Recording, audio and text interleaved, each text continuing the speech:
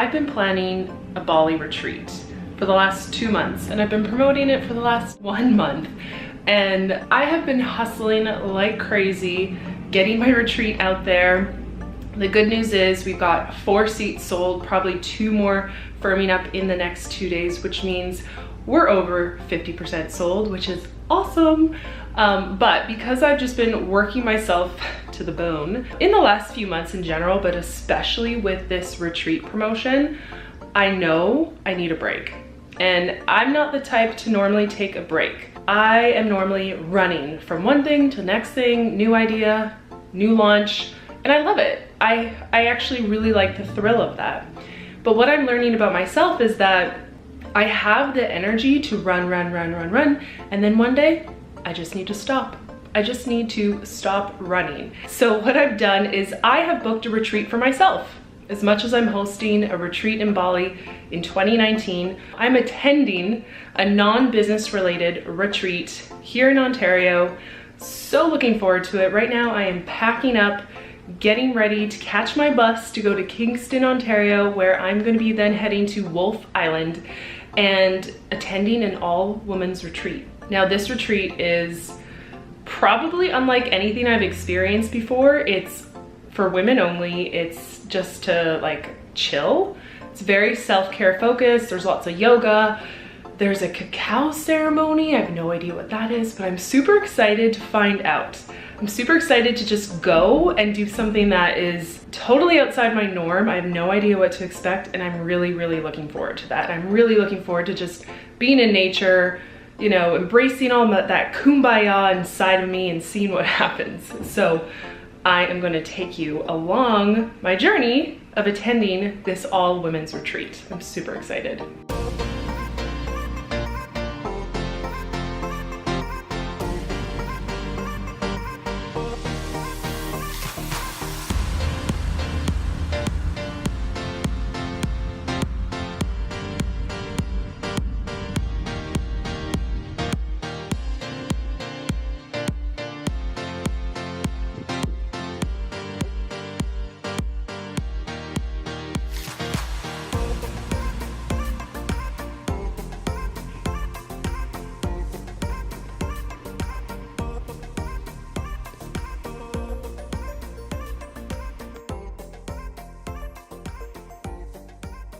I am at Shanti Retreat. I think that's how you say it.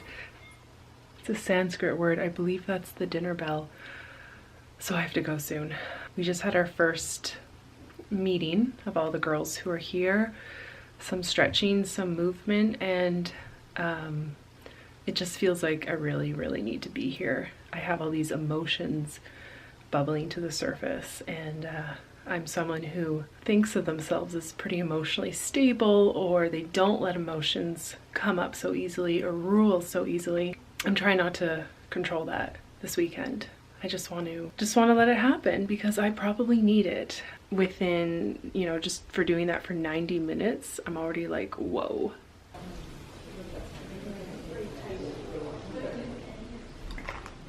I'm up. It's not that early, but it feels super early.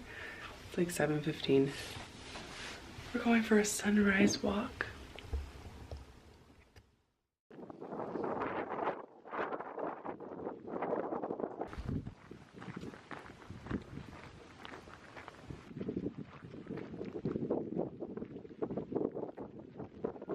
I rarely, if ever, sit still and do nothing.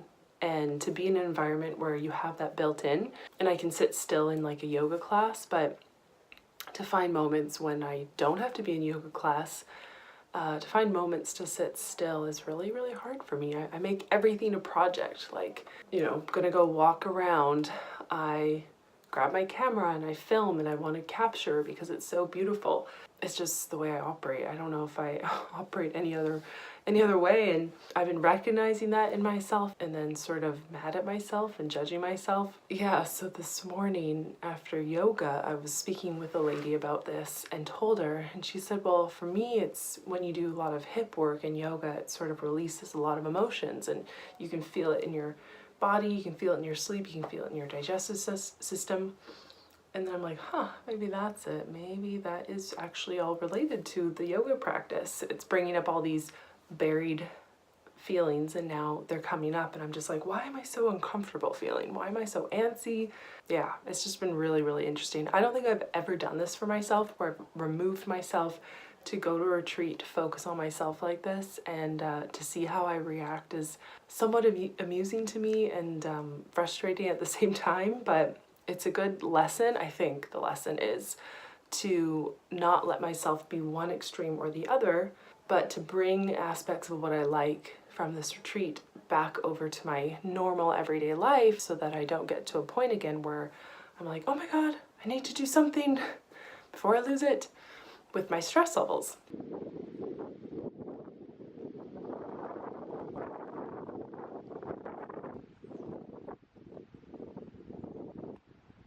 I'm home. I'm home from the yoga retreat and I'm not even cleaning up my office to record this because hashtag real life, and I wanted to share my thoughts before they dissipate. Yeah, I feel different since the retreat. I don't have any major conclusions or sweeping statements to make, but I definitely feel very calm inside, and it's making me realize how I was working from such a place of hustle and like this intensity and this fire burning within me. And I really like this calmness. So I'm doing my best to keep it going. Crazy things happen when you leave your everyday norm for a couple days, you remove your everyday vices, your addictions like work, or even your addiction to sugar. And when you're just left with yourself, when you are used to working at this really high pace and intensity, it took a long time for me to like stop. And even the afternoon where we were supposed to go out and enjoy nature and do nothing, I found it so hard. I kept giving myself projects. I kept taking my camera. I wanted to go film this and I wanted to go get this shot. Like, it was really hard not to continually give myself a project, and I was frustrated with myself. I wasn't sleeping very well. I think that all these negative emotions were coming up. Apparently that happens a lot in yoga. I'm wearing my beads now too, by the way, to keep me connected to this feeling. All these negative emotions were happening. I was having weird dreams. I wasn't sleeping. And then when I was just left to be, I felt so uncomfortable. It was really, really eye-opening. So I finally felt calm the day I left the retreat on the Sunday. I finally felt like I had gotten into the rhythm of things, and I just really appreciated the things that Lacey did for us. She was the host of the retreat, and she just covered so many ways that we could include self-care in our life every single day. She ran this really special ceremony called a cacao ceremony, and it was very much about women connecting with other women, dance and movement, and I don't know, it's hard to explain, but it was really cool, really special. She and I actually had a chat after at the very end of the retreat, because last time I saw her, she was like fully doing pageants and doing really well with them, and it feels like she's made this 180 switch to being a real life goddess. So now that I'm back home, like I said, I don't want to lose what I learned from the retreat. I think as an entrepreneur, you need that fire, you need that hustle to do things, to get them done. And can you still maintain, that sense of fire while maintaining that sense of calm and serenity in your life? That's what I'm exploring right now, and I'm really curious to see what happens, because that's the challenge I'm giving myself. I'm giving myself another project as per usual, but yeah, that's what I'm going to go forward with, and we'll see what happens.